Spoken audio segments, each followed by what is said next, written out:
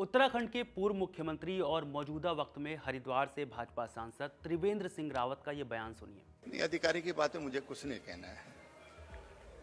वो कहते हैं ना कि शेर कुत्तों का शिकार नहीं करते, तो उसके बारे में कोई बोलना ही नहीं है। त्रिवेंद्र सिंह रावत के इस बयान का कॉन्टेक्स्ट क्या है, उससे पहले पूरी बात सुनिए। रावत के इस बयान पर विवाद खड़ा हो गया। आरोप है कि रावत ने अपने इस बयान से दलितों का अपमान किया है, लिहाजा उत्तराखंड से लेकर उत्तर प्रदेश में त्रिवेंद्र सिंह रावत के पुतले फूंके जा रहे हैं। क्यों, क्या, कब, अब आगे इस कहानी में सुनिए। 27 मार्च 2025 त्रिवेंद्र सिंह रावत ने संसद में बोलना शुरू किया। दिलचस्प बात यह कि अवैध खनन जैसे मुद्दे पर रावत अपनी ही सरकार को कटघरे में खड़ा करने लगे। खनन माफिया द्वारा रात के समय ट्रकों का अवैध संचालन धड़ल्ले से किया जा रहा है। इन ट्रकों में भारी मात्रा में ओवरलोडिंग की जाती है और बिना किसी वैध अनुमति के खनिजों का परिवहन किया जाता है। इन अवैध गतिविधियों के कारण राज्य में सड़कों, पुलों और अन्य बुनियादी ढांचे को भारी क्षति हो रही है, जिससे आम नागरिकों के लिए आवागमन कठिन हो गया है।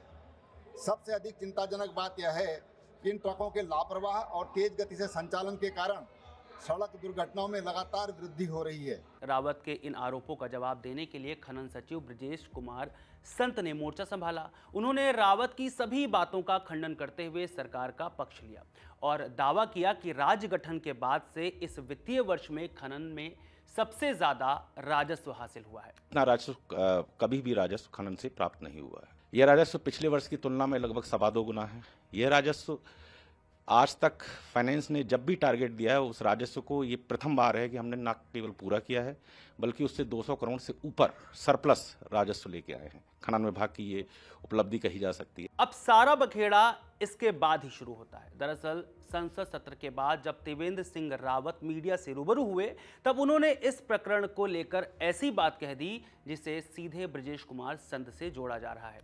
ये वही बयान है जो हमने आपको एकदम शुरुआत में सुनाया था। इस बयान में रावत ने कहा, शेर कुत्तों का शिकार नहीं करते।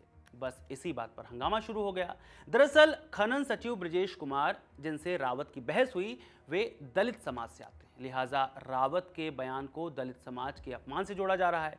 कई इलाकों में रावत के खिलाफ प्रदर्शन हुए। हरिद्वार के जाटवाड़ इलाके में त्रिवेंद्र सिंह रावत के खिलाफ रैली निकाली गई। उत्तर प्रदेश के मुजफ्फरनगर में भीम आर्मी के सैकड़ों कार्यकर्ताओं ने पुतला फूंक दिया।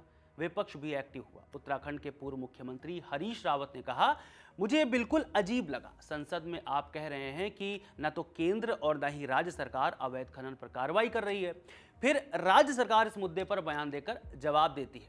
इससे भी ज्यादा चौंकाने वाली बात त्रिवेंद्र द्वारा इस्तेमाल किए गए शब्द हैं। मैं भी एक पूर्व मुख्यमंत्री हूं और मैंने कभी किसी अधिकारी के लिए अपमानजनक शब्दों का इस्तेमाल नहीं किया।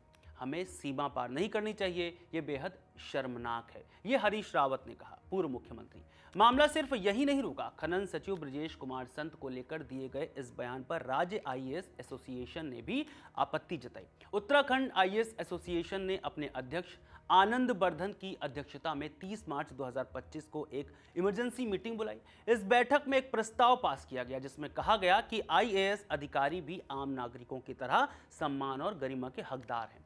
एसोसिएशन ने नेताओं और संगठनों से अपील की कि वे ऐसे बयान देने से बचें जो अफसरों के आत्मसम्मान को ठेस पहुंचाते हैं, क्योंकि इससे उनकी कार्यक्षमता और मनोबल पर असर पड़ता है। इस मीटिंग में यह भी तय हुआ कि मामले में मुख्यमंत्री को ज्ञापन सौंपेंगे। आपको बता दें कि त्रिवेंद्र सिंह रावत की ओर से इस तरह का पहला बयान नहीं है।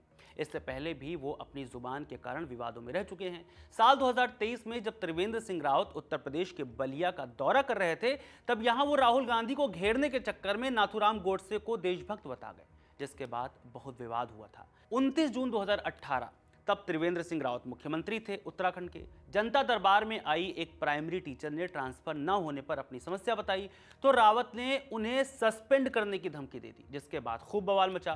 खैर, दलित समाज से जुड़े विवाद के अलावा सरकार खनन मामले में अपने ही नेता के सवालों में फंस गई है, जिसका फायदा उठाते हुए विपक्ष के नेता यशपाल आर्य ने उधम सिंह नगर में बोलते हुए त्रिवेंद्र सिंह रावत के संसद में अवैध खनन के मुद्दे को उठाने की सराहना की। यशपाल आर्य का आरोप है कि रात के वक्त अवैध खनन होता है, जिसमें सरकारी अधिकारियों और खनन माफिया की मिलीभगत होती है। टाइम्स ऑफ इंडिया की एक खबर के मुताबिक इन सब मामलों के बीच उत्तराखंड हाईकोर्ट ने अवैध खनन पर सख्त कार्रवाई के आदेश दिए हैं। हालांकि रिपोर्टों के मुताबिक बागेश्वर और अन्य इलाकों में ये गतिविधियां बेधड़क जारी हैं। इस वीडियो में फिलहाल इतना ही। मेरा नाम है रविशंकर। आप लगातार देखते रहिए खबर गांव। शुक्रिया।